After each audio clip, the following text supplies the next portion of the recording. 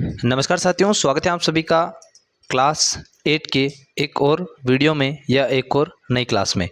साथियों, इस क्लास में हम बात करेंगे कक्षा 8 की प्रश्नावली 3.3 के पहले और दूसरे प्रश्न के बारे में। तो चलिए वीडियो को शुरू करते हैं। साथियों, हमारी तीसरी प्रश्नावली का नाम है चतुर्भुजों को समझना। साथियों, इस प्रश्नावली का पहला प्रश्न है ABCD एक समांतर चतुर्भुज है। प्रत्येक कथन को परिभाषित या प्रयोग किए गए गुण द्वारा पूरा कीजिए। यहाँ साथियों नीचे कुछ इस तरीके से नियम या कथन दे रखे हैं। ये कथन सत्य हैं और क्यों हैं, तो इनके बारे में जो है वो भी अपने को बताना है। जैसे यहाँ पर दे रखा है AD। साथियों, AD किसके बराबर हो जाएगा?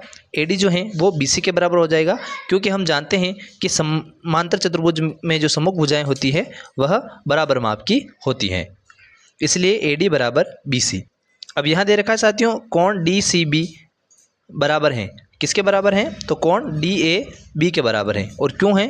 क्योंकि समांतर चतुर्भुज के जो सम्मुख कोण होते हैं वह बराबर होते हैं। यहाँ दे रखा है OC। अब OC जो है वो किसके बराबर हो जाएगा? AO के बराबर हो जाएगा। क्यों होगा? क्योंकि साथियों विकर्ण जो है वह समांतर चतुर्भुज में एक दूसरे को समद्विभाजित करते हैं, इसलिए OC के बराबर OA या AO। अब यहाँ दोस्तों दे रखा है कि कोण DAB प्लस कोण CDA बराबर कितना हो जाएगा? 180 हो जाएगा। क्योंकि साथियों यहाँ पर कोण A और कोण D जो हैं वो आसन्न कोण है। आसन्न कोण और आसन्न कोणों का जो माप होता है वह इनको जोड़ने पर 180 डिग्री आता है। इसलिए इन दोनों कोणों को जोड़ने पर 180 डिग्री हो जाएगा। यानी समांतर चतुर्भुज में आसन्न कोण जो होते हैं वह समपूरक होते हैं। अब बात कर लेते हैं प्रश्न संख्या 2 की। अब यहाँ प्रश्न संख्या 2 में आपको आकृतियाँ दे रखी है। यहाँ पर आपको x और y z का मान ज्ञात करना है। अब यहाँ पर पहली आकृति दे रखी है। इस आकृति के अंदर यहाँ पर b जो है वह 100 डिग्री यानी 100 डिग्री दे रखा है और x, y और z का मान ज्ञात करना है। तो सबसे पहले हम क्या करेंगे कि आसन्न कोणों को जोड़ लेंगे। तो कोण B प्लस कोण C, इन दोनों को जोड़ेंगे तो हमें पता है कि आसन्न कोण जो होते हैं वह समपूरक होते हैं, इसलिए कोण B प्लस कोण C बराबर 180 डिग्री। अब यहाँ पर कोण B दे रखा है तो कोण B की जगह 100 डिग्री और कोण C जो है वो x है, तो प्लस x बराबर 180 डिग्री। अब ये एक समीकरण बन गया। तो 100 जो है वो इस पक्ष में चले जाएंगे, जाने के बाद माइनस हो जाएंगे। तो x बराबर 180 माइनस 100 यानी x का जो मान है वो कितना हो जाएगा? 80 डिग्री। अब यहाँ पर हम जानते हैं कि समांतर चतुर्भुज के सम्मुख कोण बराबर होते हैं। तो कोण B के बराबर कोण D है, तो यानी जो B का मान है वही कोण D का मान होगा, यानी वही y का मान हो जाएगा। तो 100 बराबर y या y बराबर 100, यानी y का जो मान है वो 100 डिग्री हो जाएगा। अब यहाँ पर सम्मुख कोण A के बराबर सम्मुख कोण C है, यानी C के बराबर है, यानी जो मान C का है वही मान कोण A का है। तो Z का मान भी 80 डिग्री हो जाएगा। अब बात कर लेते हैं इसी प्रश्न की दूसरी आकृति के बारे में। तो दूसरी आकृति भी कुछ इस तरीके की दे रखी है। तो यहाँ पर भी हमें x, y, z का मान निकालना है। तो यहाँ पर हम इन दोनों आसन्न कोणों को जोड़ लेते हैं। तो दो आसन्न कोणों का योगफल 180 डिग्री होता है। तो यहाँ हो जाएगा 50 प्लस y बराबर 180 डिग्री। समीकरण बन गया। 50 इस पक्ष में चले जाएंगे तो ये हो जाएगा y बराबर 180 माइनस 50, यानी अब y का जो मान है वो कितना हो जाएगा? 130 डिग्री। अब y का मान 130 डिग्री हो गया तो y और x जो हैं वो सम्मुख हैं, यानी दोनों सम्मुख कोण हैं। तो जो y का मान होगा यानी y बराबर x है, यानी जो y का मान होगा वही x का मान होगा। तो x का मान हो जाएगा 130 डिग्री। अब यहाँ पर x का मान 130 डिग्री आ चुका है। तो अब हम जानते हैं कि x और जेड जो है वो दोनों बराबर हो जाएंगे, क्योंकि ये दोनों संगत कोण हैं और संगत कोण जो होते हैं वह बराबर होते हैं। तो जेड का मान भी कितना हो जाएगा 130 डिग्री।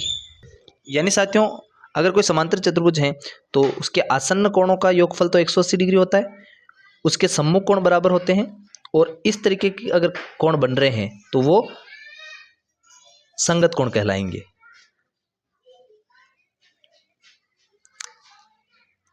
अब बात कर लेते हैं इसी प्रश्न की तीसरी आकृति की। अब कुछ इस तरीके की आकृति दे रखी है, तो अब हम जानते हैं कि इस तरीके का अगर कोण दे रखा है, यानी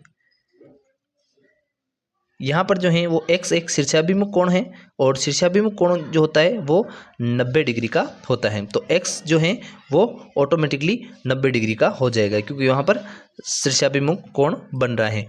अब हम त्रिभुजों के कोण योग गुणधर्म को ले लेते हैं, यानी x 30 और y को जोड़ लेंगे तो 180 डिग्री, यानी एक त्रिभुज होता है उसके अंतः कोणों का योगफल 180 डिग्री होता है। तो यहाँ पर त्रिभुज हो गया।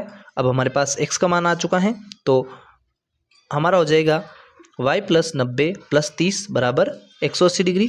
अब इन दोनों को ऐड करते हैं तो 120 आ जाएंगे और ये जो 120 हैं ये इस पक्ष में चले जाएंगे तो माइनस हो जाएगा, यानी y बराबर 180 - 120, तो y का जो मान है वह 60 डिग्री हो जाएगा। यानी अब अपने पास y का मान भी आ चुका है, तो y का मान कितना हो जाएगा 60 डिग्री, क्योंकि 180 में से 120 को घटा लेंगे तो y का जो मान है वो 60 डिग्री हो जाएगा।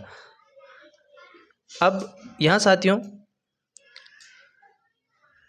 y जो है वो z के बराबर हो जाएगा, क्योंकि यहाँ जो एंगल बन रहा है कुछ इस तरीके से और कुछ इस तरीके से जब एंगल बनते हैं तो उनको कहा जाता है एकांतर कोण, और एकांतर कोण जो होते हैं वह समान होते हैं। तो यानी जो y का मान आ रहा है वही z का मान भी होगा। तो y का मान 60 डिग्री है, यानी z का मान भी 60 डिग्री हो जाएगा।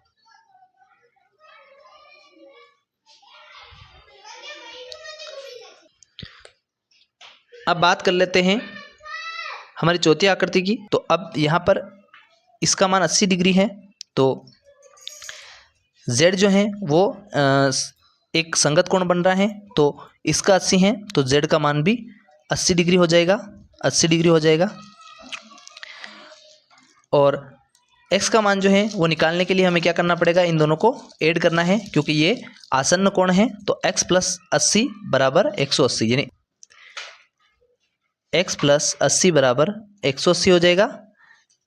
अब यहाँ पर क्या करेंगे, ये जो 80 हैं ये इस पक्ष में चले जाएंगे, तो इस पक्ष में जाने के बाद ये माइनस हो जाएंगे, यानी x बराबर हो जाएगा 180 - 80, यानी x का जो मान हो जाएगा वो कितना हो जाएगा 100 डिग्री।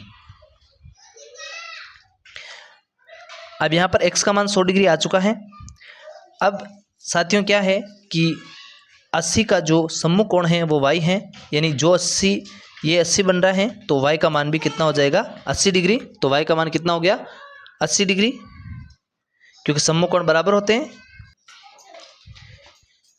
अब बात कर लेते हैं हमारे इसी प्रश्न की अंतिम आकृति के बारे में, जो कुछ इस प्रकार की दी गई है।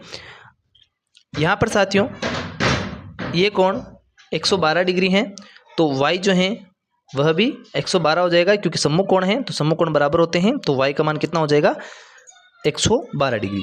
अब यहाँ पर ये 112 डिग्री है और ये 40 डिग्री दिया हुआ है, तो x का मान निकालने के लिए एक त्रिभुज बन गया। तो त्रिभुज का कोण योग गुणधर्म क्या कहता है कि त्रिभुज के तीनों कोणों को जोड़ते हैं तो 180 डिग्री आता है। तो हमारा त्रिभुज का कोण योग गुणधर्म हो जाएगा x + y + 40 बराबर 180 डिग्री, और y का मान आ चुका है, तो यानी x + 112 + 40 बराबर 180 डिग्री। अब यहाँ पर 112 और 40 जो हैं वो 152 होते हैं, और 152 को हम 180 में से घटा लेंगे तो x का मान कितना आ जाएगा 28 डिग्री। अब यहाँ पर x का मान 28 डिग्री आ चुका है, 28 डिग्री आ चुका है। अब यहाँ पर तो आकृति कुछ इस प्रकार की बन रही है, यानी यहाँ पर बनने वाला कोण और यहाँ पर बनने वाला कोण बिल्कुल बराबर होंगे। तो x का मान अपने पास 28 डिग्री था, यानी z का मान, यानी x बराबर z है तो z का मान भी 28 डिग्री हो जाएगा। आई होप साथियों ये क्लास आपको समझ में आ गई होगी। क्लास समझ में आई है तो वीडियो को लाइक करें, चैनल को सब्सक्राइब करें, और मिलते हैं नेक्स्ट वीडियो में। तब तक के लिए जय हिंद, जय भारत, वंदे मातरम।